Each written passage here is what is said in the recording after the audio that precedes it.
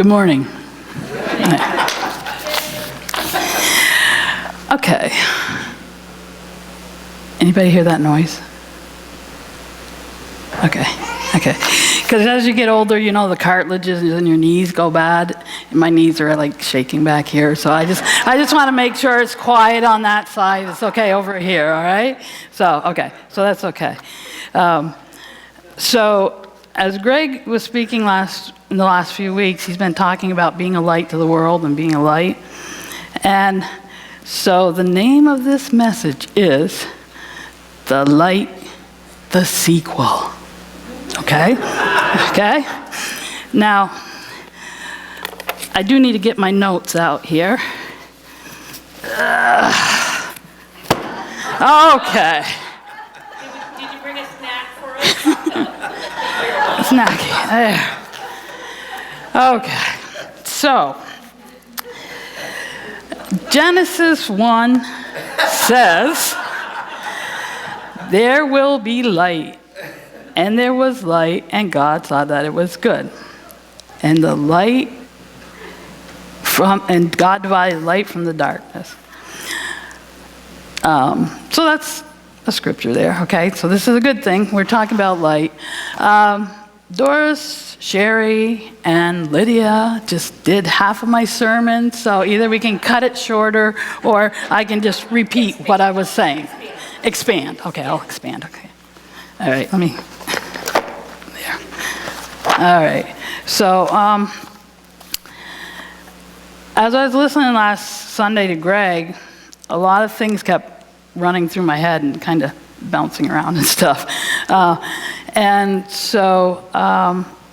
But God was placing these ideas in my head. And we've been talking about Christmas, and I really love this time of year. It's a lot of times it's crazy, it's hectic, and people know that I'm a little bit crazy. And I even love the hustle and the bustle and the hectic stuff. It just seems more lively, like there's more going on. And the old song, Silver Bells, remember, city sidewalks, busy sidewalks, dressed in holiday style. In the air, there's a feeling of Christmas, okay? It's a different feeling in the air at Christmas time. Even the people who don't believe in the reason for the season, right? They decorate, they go to Christmas parties and give gifts and make cookies. And some of them don't even realize that this is because there is a light at Christmas time. Jesus is there, whether people want to recognize it or not. There is that light, and light brings a joy and happiness. John 1:3-4 says, in him was life, and that life was the light of men. And verse 3 says, the light shines in darkness, but the darkness has not understood it. So a lot of people put up lights, okay? They spend days, weeks doing their whole driveway, their dooryards, their houses, all with lights. And sometimes, you're going down the road and all of a sudden you just see this bright glow, and you go by and there's lights everywhere. And in some states and areas, they even have contests on decorating and doing stuff for Christmas to see who can have it the best and the brightest and all that. But thank you, Lydia, for saying this. But the one thing I like to do at Christmas time is to turn off all the lights in the house and turn off all the lights and just sit and watch the Christmas lights. Just watch them reflect off the walls and just watch them. It's kind of almost like being like a campfire. You just sit there, the light, everything is calming. Of course, if your campfire's out of control, you're not calm. But other than that, if it's a nice, calm campfire, okay? But light is a positive thing. It's brightness. It's able to see.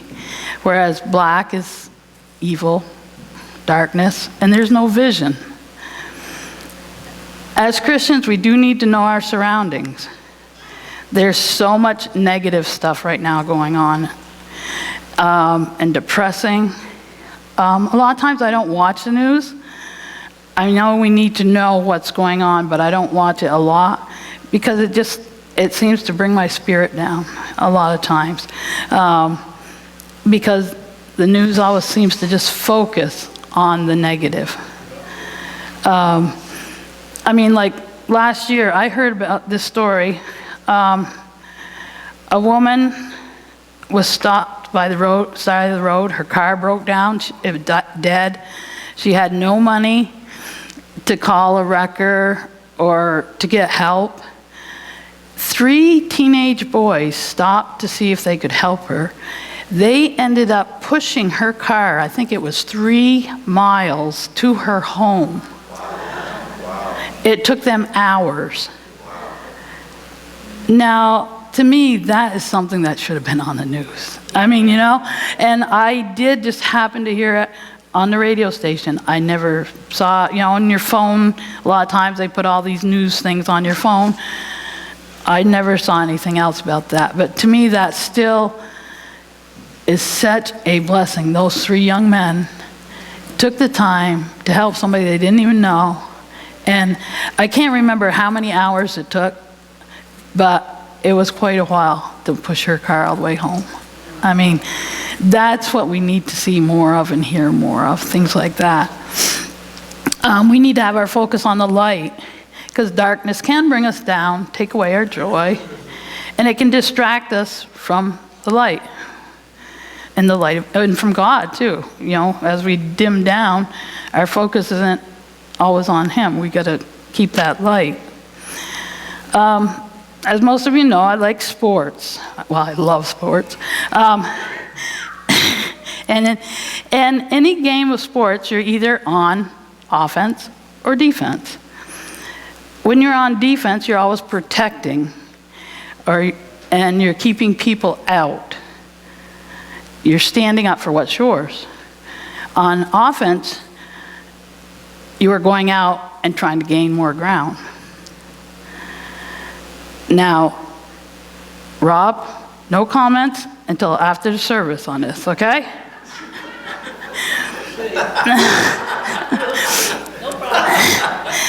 I feel that being on defense could be like it's more of a negative thing as I'm thinking about it, because you're defending, you're holding on. And offense could be more of a positive thing because you're going out, you're trying to go out and get things. And a lot of times as Christians, we feel we're on a defense to protect God. But it's better for us to be on the offensive side, because if you really think about it, God really doesn't need us to protect Him. I think He can kind of do it on His own. So we need to have our focus on the light.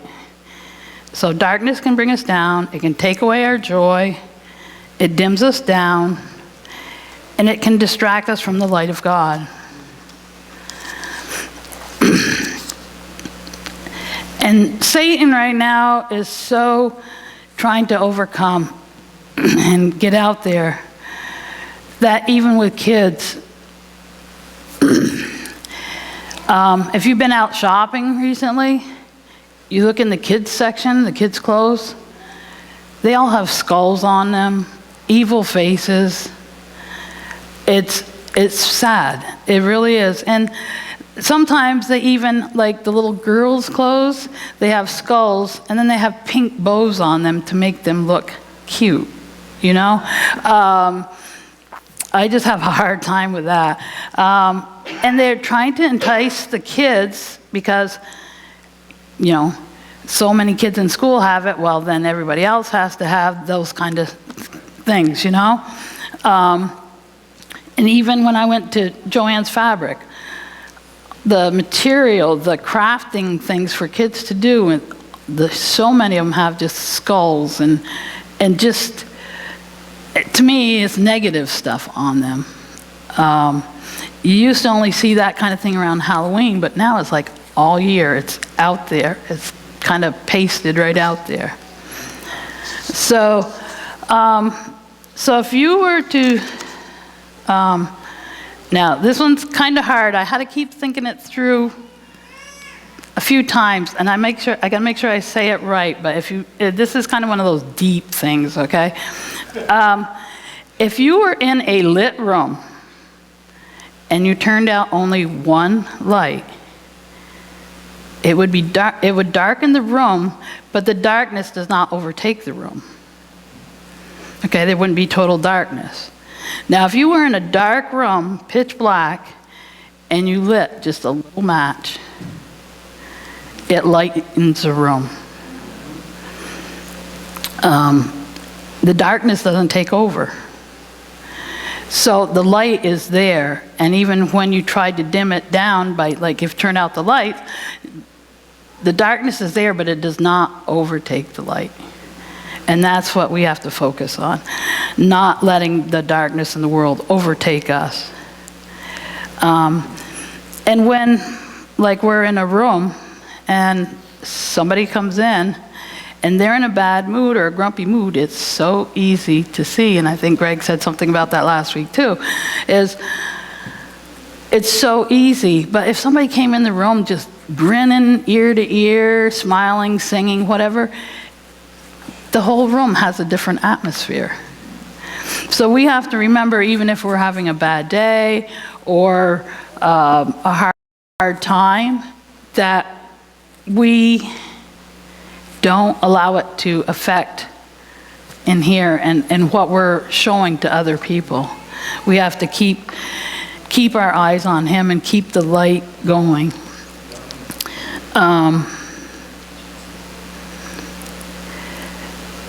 We can change the whole atmosphere of the room just by entering it in a good way. And if you enter it in a bad way, you can just change the whole aspect of the room. And I think it was Pastor Tony who used to always say, don't look like you just sucked on a sour pickle, okay? Be a joy to others, okay?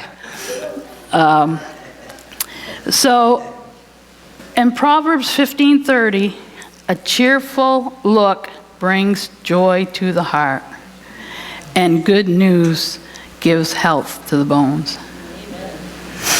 So even when things are dark or bad, just a smile can bring a change. Just a smile in the grocery store to somebody, or letting somebody go in front of you.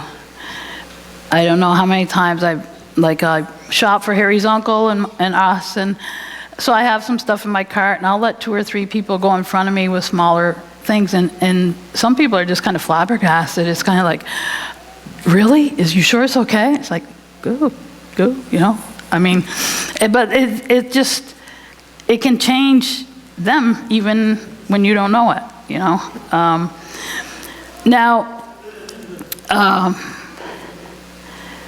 Google says, now we know the internet, everything is true on the internet, so that's okay.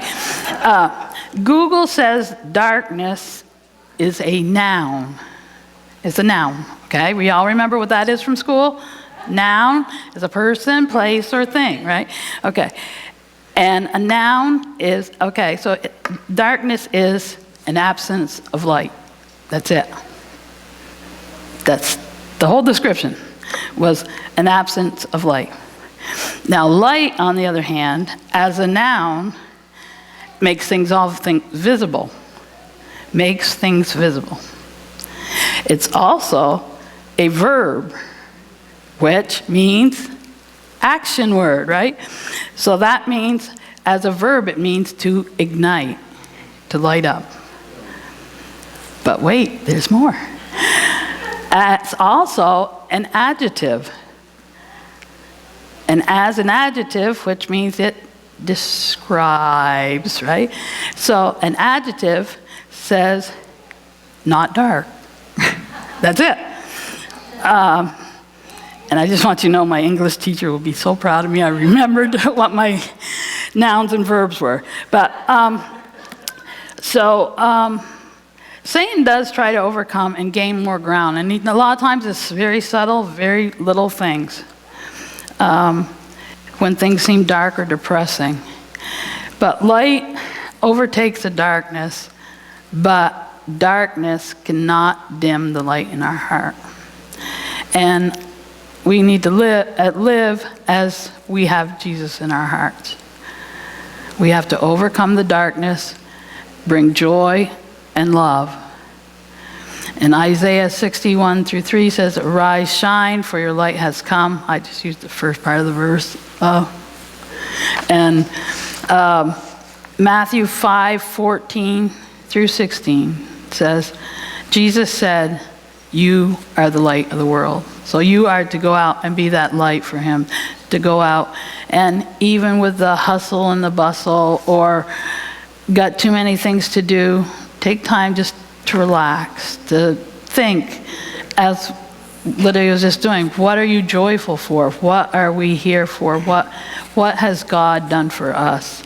And even though there's a lot of things going on and we get pulled here and there a lot of times, we need to be that light, because right now the world really needs this light. It needs it. The world really needs it bad. So remember that the reason for this season is to be the light so others can see the joy and can see Jesus in us.